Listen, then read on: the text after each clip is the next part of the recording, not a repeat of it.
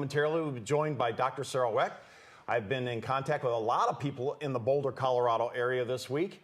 I've talked to prosecutor's office, I've talked to lawyer's office, and I've talked to a lot of people. It looks like this case is going to be reopened. They have a new prosecuting attorney who's been here less than 2 years, and it looks like this case is going to be reopened. Jeff Hansen, I come over to you, a police officer. In a minute or so, your thoughts as a police officer and a father of 4 daughters, when you hear of a case like this and all the shenanigans that seem to have went on, you really got to be thinking, what the heck's going on in Colorado? When I remember this, I just got out of the academy. I married in November of '96, got out of the police academy in November of '96. This happened a month later, Christmas Day. I can't imagine being a parent and thinking that this happened in my own household, and the horrific. I mean, this is just one of the most shocking tragedies I can think of in the past. How many years I've been a police officer? It's really something else. And the investigation seems to be more shenanigans than went on in the O.J. Simpson case. Right. I mean, from the get-go, when you have the parents there trying to say that the ransom note and her body was found and all the different things that were going on with the case, and then they hire a lawyer. When innocent people usually don't hire lawyers, that's just one of the things that sticks out to you, that what was going on in these folks' mind. They're very well off. They have a house in Michigan. They had a house in Michigan, northern Michigan, nice. And John Ramsey is a very wealthy man. Running for office here in Michigan right now. He was defeated a couple years ago, and I heard he's thinking about running another up in Charlevoix. Right. Is where they're from. And we'll bring in Dr. Cyril Wecht. Cyril, I talked to you several times this week as we look at a photo of John Ramsey talking about his innocence, it looks like here on the screen. Cyril, you are very passionate about this case. You wrote Mortal Evidence. You also have a book, Who Killed JonBenét Ramsey. Let's go back to the night of the actual crime, when the crime scene was completely destroyed. Well, yes. And by the way, before I address that, I want to add something to a point that Jeff made, which I think is a very salient feature about this case. Not only did the parents have a lawyer within 24 hours, but each of the parents had their own lawyer. Yeah. Now, Jeff, as a policeman, knows what that means. And when the 2 parents, you have your daughter that's been murdered. First of all, what do you need a lawyer for? You know, and I'm a lawyer too, and so I'm not anti-lawyer, but. There are times I don't need a lawyer. If I got 11 grandchildren now. One of them's found dead in my home. I need a lawyer.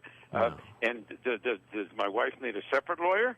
Come on now. And not only a lawyer, but the most politically well-connected lawyer in the state of Colorado, a guy who had been Senator Gary Hart's right-hand man.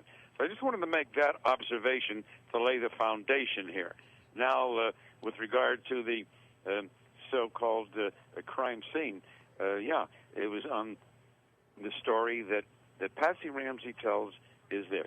She says that she got up in the morning at about 5:30. It was on Christmas Day, as Jeff said, and they were going to be heading in a private plane for their place up in Michigan. I guess your neck of the woods, farther north, I think.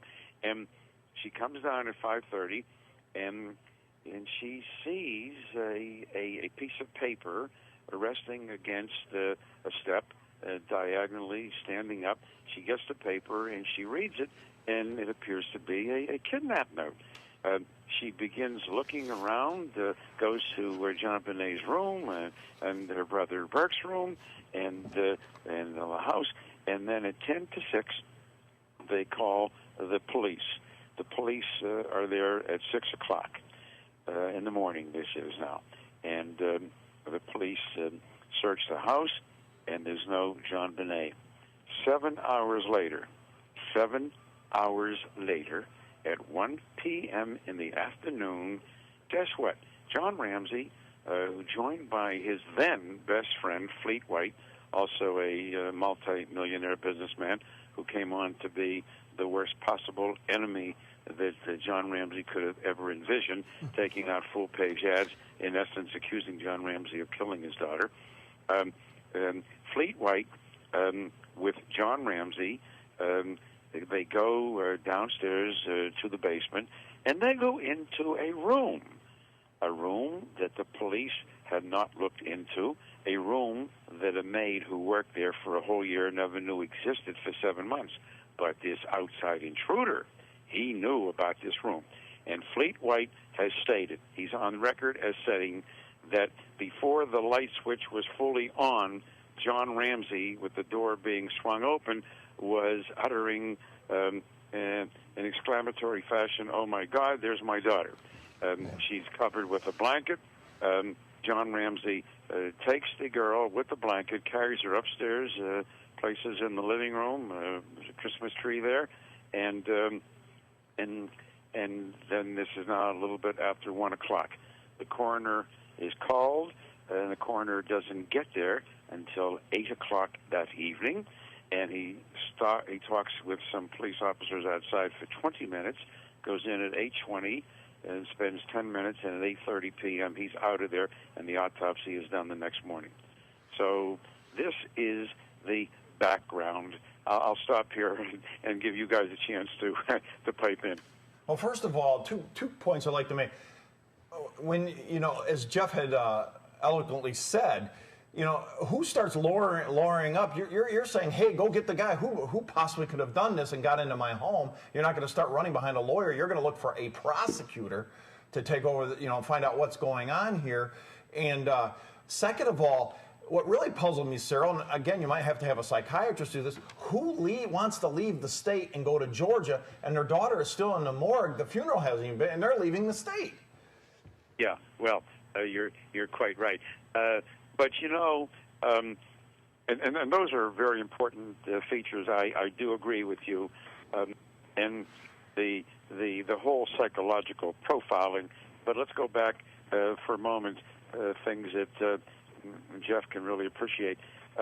There is a dead girl in a home, a 6-year-old child, and at that point, there's no evidence, and since then there hasn't been either, and at that point, no evidence of any outside intruder or anything, no break-in, and the mother and father are not separated and interrogated individually, separately, by different homicide detectives. Now, I'll throw that ball over to Jeff. How is a murder? The girl's murdered, okay? So we no question about that. I mean, this is an unnatural death, and you've got the 2 adults there. Just the only other inhabitant is a 9-year-old brother. Now, Jeff, tell me if I'm wrong. Do the homicide detective Joan, Mr. A, say, Mr. Ramsey, would you come? I'd like to talk with you in the kitchen. And Mrs. Ramsey, would you be so kind as to go with my colleague, homicide detective B, into the living room? You'll be more comfortable and talk with you. And you begin to take statements. That was never